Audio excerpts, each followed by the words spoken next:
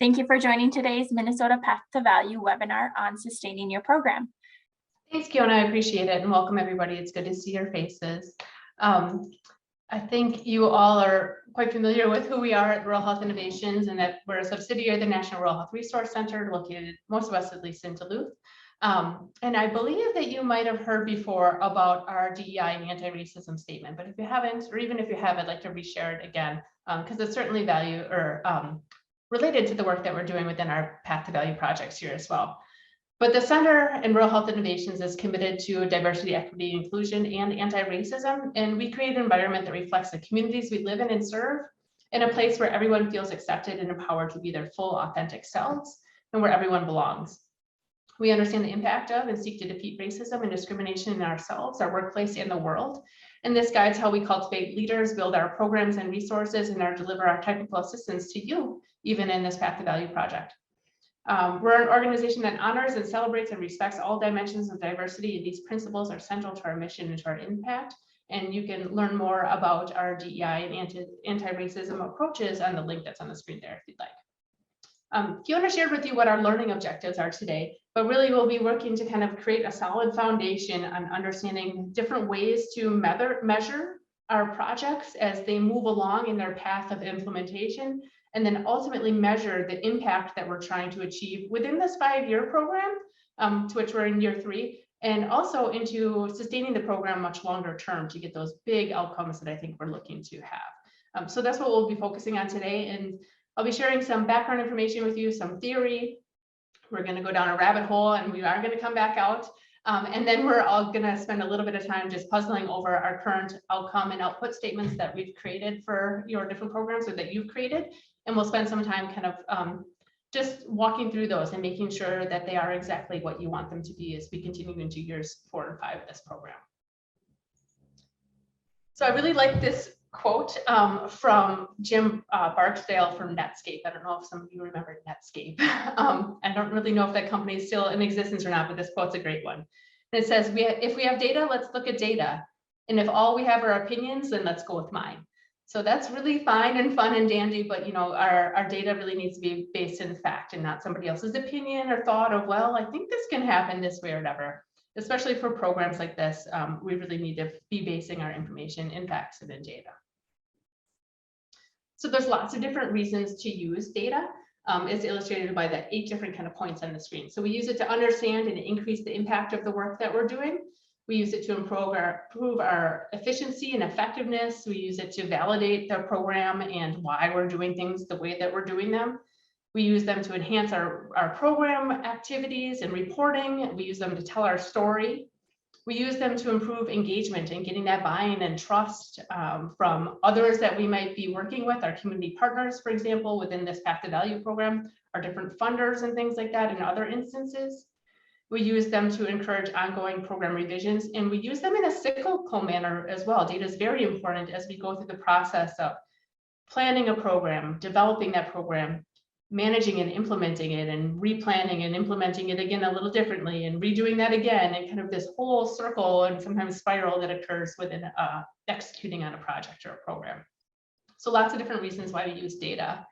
Similarly, they're the exact same reasons about why you should evaluate your program. So you should evaluate to understand the impact, to improve your efficiency and effectiveness, to understand the intent and be able to tell that story of the intent in reporting and when speaking with others. You should evaluate it so that you can have these messages and be able to make sure that you're having the right partners at the table and improving that engagement, to encourage those revisions along the path. And we'll talk a little bit more about that, and to kind of in that cyclical manner of managing your project and your program. So tons of different reasons to do that. Also, using data and evaluating is really important. And this goes hand in hand with the DEI and anti-racism things that I was talking about before. And I know we've spoken about peer sharing calls and other webinars, is that using data and evaluation also can help us to make sure that we're identifying and addressing disparities, that we're addressing health inequities or uncovering them as we go along, and then can make the adjustments that are needed to improve that impact and improve the processes and efficiencies that we're moving through. I like to think about data and evaluation in terms of a map. So I really do like a good old-fashioned paper map. You can look on it, you can see exactly where you are and that pinpoint. You can see where you want to go at the endpoint, and you can see kind of what's along the way too and the different routes. But I think a really great way to talk about why you should use data and evaluation is in the context of an analogy with the GPS system. So with the GPS system, you get a little pin dot that shows you exactly where you are right now. And then you get a little pin dot that's your end destination. Then you maybe even get a colored route on the map that shows you the best way, the fastest way, whatever it is, the one that doesn't use highways or uses highways, whatever you choose to do if you're traveling by road, for instance. And as you move along in your route, that GPS system corrects for you and shows you a little trail, a little breadcrumb trail of where you've been. And you can still probably see your route highlighted on the GPS of where you're going to. And I think that's a lot of like what evaluation is. It's this continuous process of using data and information to tell you where you've been and where you currently are. And also make adjustments. So you can see a different route that might come up because there's construction or an accident or a neat segue that can bring you to another partner to fold into the conversation, for example. And you don't see that, necessarily without looking at the information while you're going along the way too. So another reason why this is a very important kind of continuous process to use in your project. All right, I mentioned the rabbit hole. We're going to go down the rabbit hole for a little bit and talk about theory. Like I said, though, we're going to be sure to come back out. So theory of change is really important. And what it does is it describes how and why a set of activities are expected to lead to short, intermediate, and long-term outcomes. And I'll describe what I mean later on about short, intermediate, and long-term. But it's like how and why certain things are tied together to get to an end result. Theory of change does that same thing. It tells you that causal pathway about why you need the certain resources, why you're taking this certain approach to get to those end goals. And it creates that roadmap for you as well. A theory of change identifies and highlights the interventions and assumptions that are critical to produce an outcome. And it highlights the critical areas addressed by external actors, or maybe in this case of this project, your community partners, and how they fold into the project and what links them into it as well. So it's a really important kind of chain reaction, if you will, that ties everything together. So we're going to go a little bit further here and talk about why evaluating the theory of change is really important.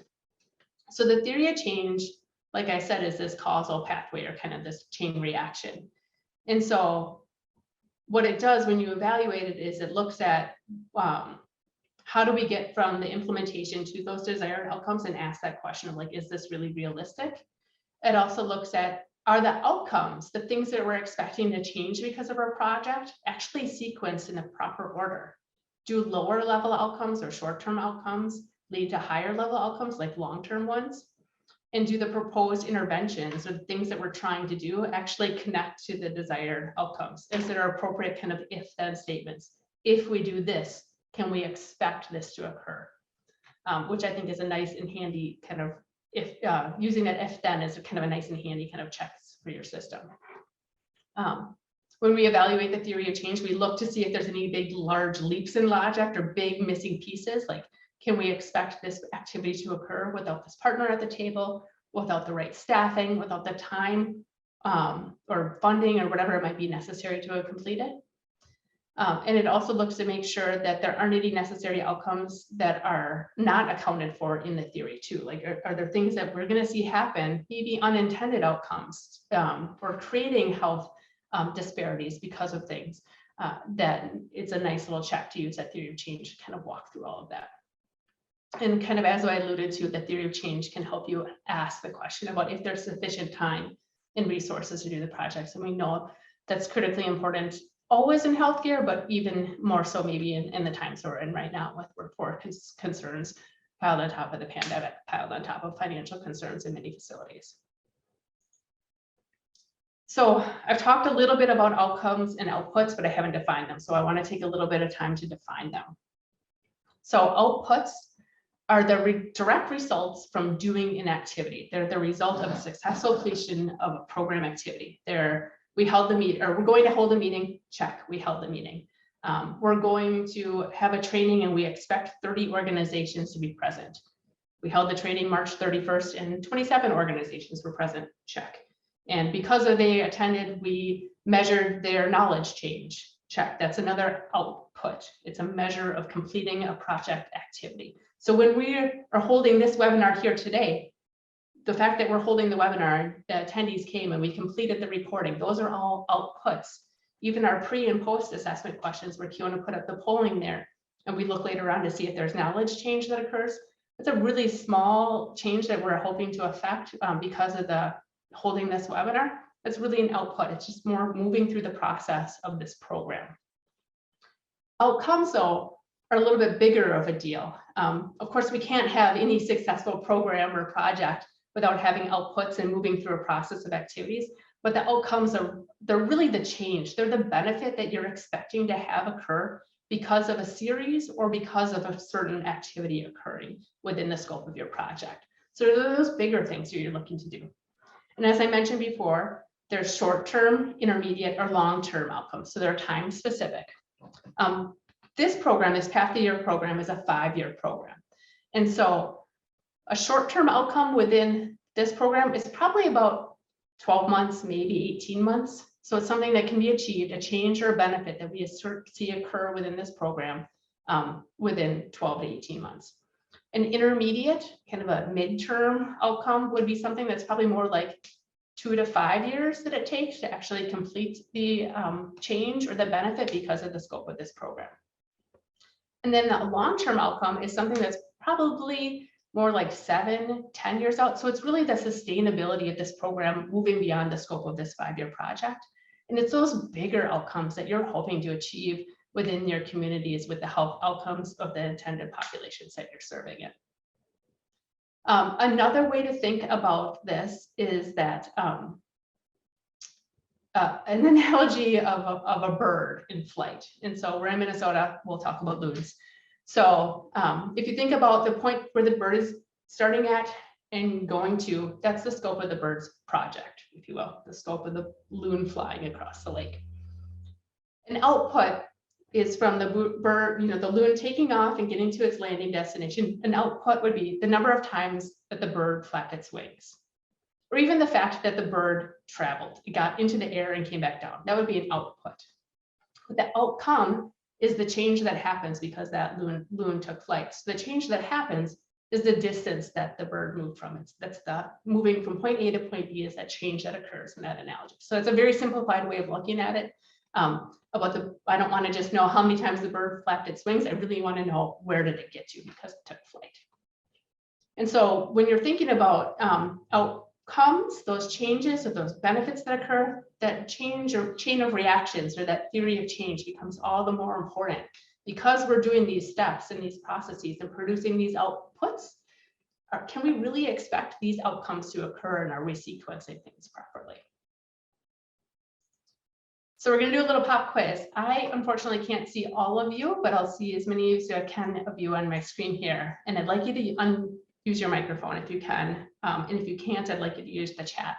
But this is just a little kind of quiz to walk through some examples that either we designed or that are somewhat similar to some of your project examples to see if they're outputs, the number of times we flap our wings, or if they're outcomes, the change that occurs. So I'm going to pop some on the screen. I'd like either somebody to unmute and call it out, or you can use the chat box to do that as well. So the first one here is the number of referrals to community care coordination team. Do you think that's an output or an outcome? Output. Output, yeah, awesome. That is definitely an output. The next is increased educational resources to rural communities about chronic conditions. Some of these, now that I think about them too, can be a little tricky if you don't know what the goal is. So let's say, for example, with this one, the goal for this community, this isn't very specific and maybe not a good goal, but the goal for this community is to decrease the amount of chronic conditions in the community. Output. Yeah, so in that context, yeah, absolutely. It's more of an output. They are producing resources. And that's kind of the chain of things. Like, we're going to have some resources, we're going to do all these different things. And because we do all these different things, our outcome would be that we decrease the amount of chronic conditions. Good, thanks, Jessica. I've got a couple more. So implementation of PHQ2 in the emergency department. Output or an outcome? Again, it's hard without knowing the goal, but output?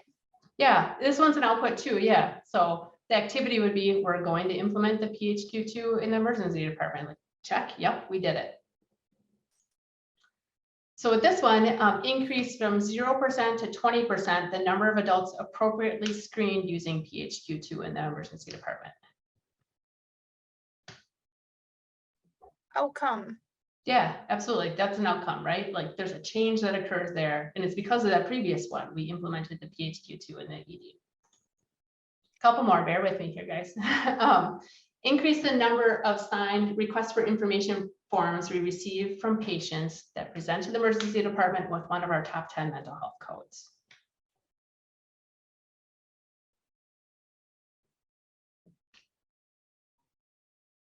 Be an output. I think that this one it could be either one. So some of these get a little messy, but I think that this is probably more of an outcome. You're changing the number of signed, well, let me think about this. I haven't thought about this in a week since I made this presentation. You're right, Jody. So it would be an output. You're increasing the number of signed release of information forms. So that doesn't guarantee that any change occurs to a health behavior or anything like that. You're going through a process of making a change occur in their health continuum, but it's not probably that ultimate goal that you're looking for. So yeah, you're right, Jody, that's an output. Yeah, I think there's maybe one or two more. Number of trained community health workers to conduct the curriculum. Output. Yep, that's an output too. Thanks, Emily. And then one more. We implement a referral process to the community care coordination team for patients noting food insecurity.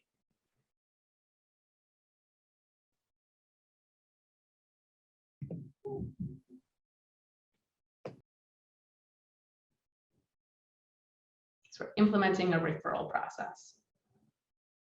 Output. Yep, that's an output too. Thanks, Jessica. Outcome from this one could be that because they have the referral process in place, then the next chain would be maybe that they get tied up with some sort of food resource that exists within the community. The ultimate goal would be then that we're decreasing food insecurity. All right, thanks, guys. That was maybe fun and a little challenging. So a little bit more about why it's important to kind of define these things really well in your plans, so that you can be specific enough so that people understand exactly what you're trying to do to help with all those things that we were talking about at the beginning of the presentation about being specific and being able to tell your story. So when you're writing both output and outcome measures, it's very important that either of those types of measures are relevant to what they're doing. They need to be meaningful. They need to be things that people can interpret and understand. I even encourage you that even within your own documentation with your organization, that you don't use too much shorthand when you're describing measures, because if your role turns over or somebody else comes into your team and you're out sick or on vacation or whatever, and they need to refer to your documents, it could be that there could be something really time sensitive then, and they need to be able to pick up and move with it. So I encourage you to be, make sure that they're interpretable by other people as well.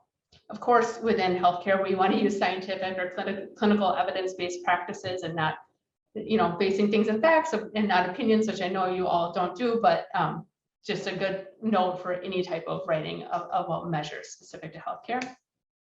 We want our measures also to be reliable and reproducible. Sometimes in a pilot program when we're trying something new for the first time and there isn't that clinical evidence base, we might need to try something new. And so maybe we're not sure if it's reproducible, but if we're establishing a program that does have some sort of clinical or evidence-based practice using measures and things like that are reproducible, that produce reliable results as well, are really important.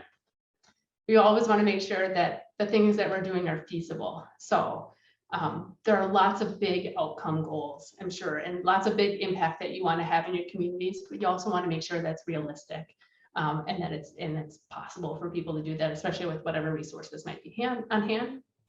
We want to make sure that our measures are valid, and of course that they're important. Otherwise, we don't necessarily get the buy-in that we want even from our own internal staff.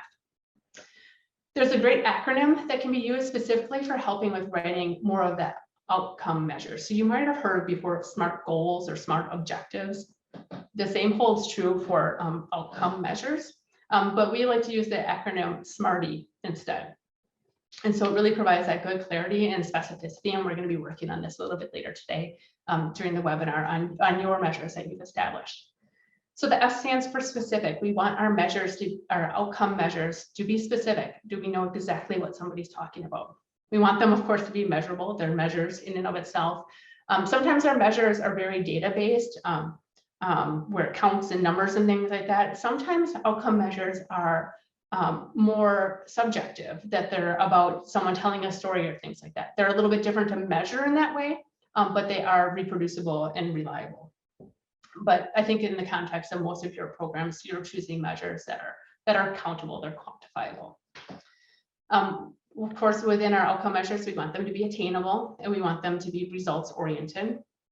We want them to be timed. And I think that most of your measures have some sort of time stamp on them. You know, we're looking for this within a year. If they don't, it's often implied that you're looking for that change by the end of this program year, but some of your measures don't have that either. So let's be sure that we check on that. You know, is this something that we can expect by the end of year 5?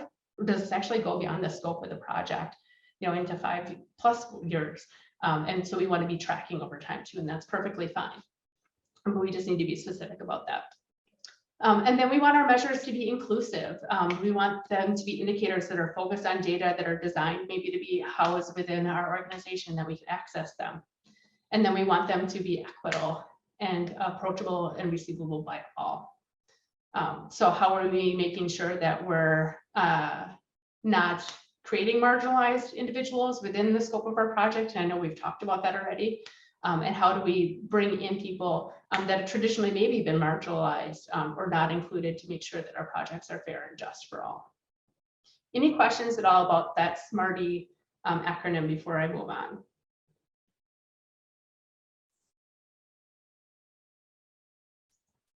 Okay. So specificity is always good, and I'm just going to provide a little bit of an example here about some. So we can kind of practice correcting them, and I'll explain a little bit more. So, and we're starting to kind of come back out of the rabbit hole, I promise you guys. So the first thing on the left side says, let's check this one. So here's an outcome measure, and it's an increase from 0 to 20% the adults appropriately screened in the emergency department for PHQ-2. So that was an outcome that we identified on a previous slide when we were doing our little pop quiz. So it's specific. You know, we're looking to measure adults in the emergency department being screened for PHQ-2. It's measurable. We know what change we're expecting. We're going from a baseline of 0, we're not using it yet, to 20% of the adults are screened. Hopefully it's attainable, and you know, we know that it's going to be utilized, or you know, it's realistic for our organization to complete that. And it's results oriented. We're going for a goal here. It's not just like, oh, we're going to do some stuff, but it's very clear about what it is that we're trying to do. But the last few items, the T, the I, and the E, timed, inclusive, and equitable, really are missing. So below that is an example that just kind of modifies that statement, or takes a little bit more into expansion about what to do. So this one says, increase from 0 to 20% the adults appropriately screened in the emergency department using PHQ-2 in the secure electronic health record that triggers when the qualifications are met from December 1st of this year to December 1st of next year. So we've added in the time. We're going to measure this for a year, starting December to December. We're adding in some inclusivity, so, and some equitable measures here. So we're looking to screen adults, but we're looking to make sure that that information is locked in our secure or electronic health record, and that it only triggers the screening for certain adults, or that it triggers the screening for certain adults when it's there's some certain qualifications are met. So what that's doing is we're hardwiring into our electronic health record here, and I'm pretending that this exists within your organization, for example, that you can say, I want adults that are maybe a certain age range even more, or presenting from a certain demographic or whatever it is. Or you could have it that it's not doing that, that it's screening all adults. And then that takes out the subjectivity for providers of we're only picking a certain age group or a certain gender or a certain race that presents to the emergency room.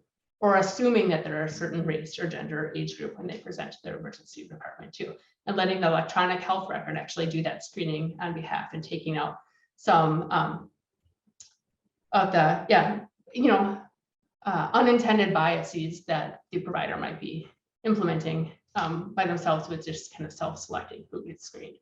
So that's a way to make that measure a little bit more specific and inclusive, equitable, and timely. Questions at all about that? Okay, all right. So we're coming back out of the rabbit hole here. So to kind of put a cap on this, when we're evaluating those chain of outcomes, we really want to look at our program theory of change as being that chain, those links of things together. And if you're picturing your outcome measures as you're describing your goal, and the links are kind of broken or they're a little twisted and tangled up, you need to kind of iron out those chains a little bit and figure out what the gaps are. Some questions you can ask, again, those if-then statements as a check are an awesome thing. Because I do these outputs or accomplish these activities, are these the outcomes that I should be expecting to have occur? And if that if-then is like, well, there's another step in here and another step there, or that's not exactly the outcome, it's a little unspecific, then we want to clean that up a little bit. Another question is, do those long-term outcomes represent meaningful change in the audience or the facility's performance? Are the outcomes achievable given the resources that you have or your intended audience? And what about unintended consequences? Are there things that we're producing here as a result of our project that we weren't planning on? And how do we account for those things? And what do they do to our chain? Do they add a branch to our chain? Do they add a twist and a tangle in there or break things? And how can we repair that and make sure that it's all inclusive?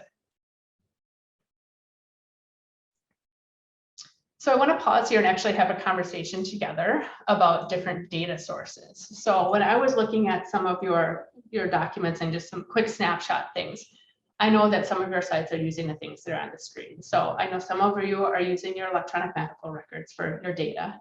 Some of you have various different process or different tracking mechanisms. And I'm not sure if these are all electronic or if some of them are paper or whatever. It wasn't specific enough for me to know, and I didn't want to make assumptions, but some of you are using some sort of internal processes and tracking that as part of your projects.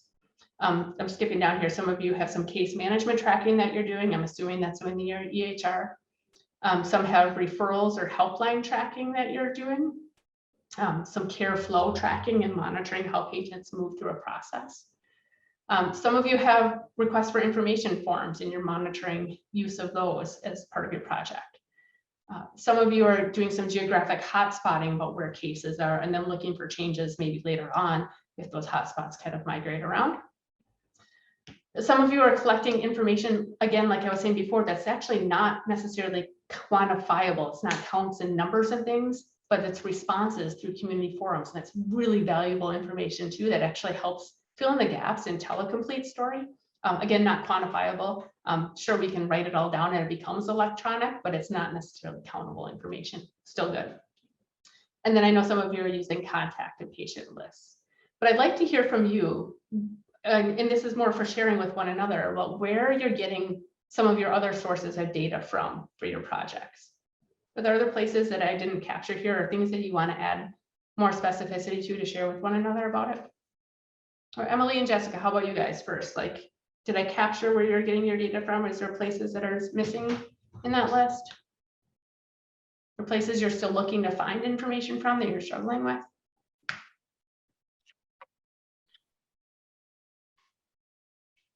No, I don't think so. So our project is opening a walk-in clinic, and I mean, basically the gist of it is our data is going to be collected at the end of that once we get it open. So, right now there was like a community needs assessment sent out in the community. Lack of mental health resources was the biggest issue. So we got a lot of our data from that. But as far as like, we haven't opened it yet. We haven't done it yet. So there's not really, I don't feel like there's a lot of data to collect at this point in our process. So yeah, yep. So yeah, and those community health needs assessments are awesome. I know most of your communities here are using them. It's a great source. And you're right, yeah. So right now, your parts of data that you're utilizing are more internal process of setting up a clinic, really. Yeah, right. The resource things, not necessarily patient counts and things like that too. So, okay, excellent. Jody, what about you? Are there other sources of data that you're using that aren't on this list here or that you're looking for that? Yeah, I think we're, again, also not quite to this point as well, but I feel like definitely our EMR. I was going to mention our CHNA as well, because I feel like that's where we got a lot of our data from in the beginning.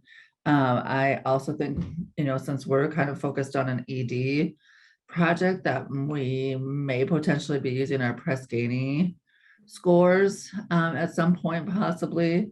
And then I would also think like referrals like to our social worker that she'll be tracking. Sure, yep. Yeah, that's great, okay. Yeah, and those Press Ganey scores can be really helpful too. And do you, in your facility, how frequently do you get those scores? Is it quarterly or? I'm in there all the time. Yeah. Okay, so it's kind of real time information. We look at our ED data monthly, just because we have Okay. enough ED data to look at for that. Inpatient's a little different. We probably only look at that about 2 times a year because we just don't have the numbers for our inpatient data. So it's Yeah. a little bit different with each department that we use Press Ganey for.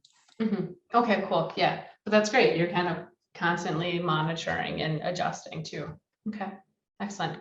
What about anybody from Central Care or from Long Prairie? What are you doing?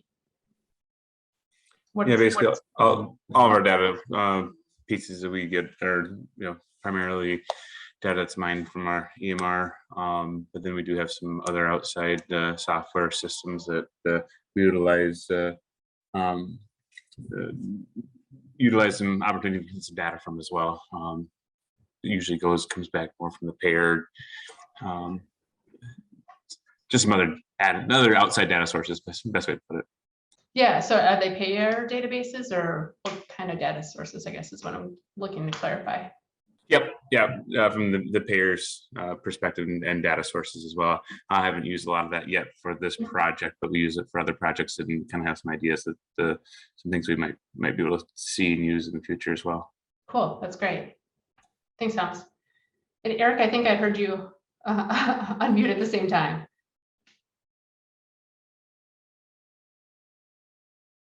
So based on today's work, we want you to work on refining any of those measures that you see need revisions to them. And again, we want you to have at least 2 outcome measures. We really want to push you for 3 if you can, as well as that sheet kind of originally indicated.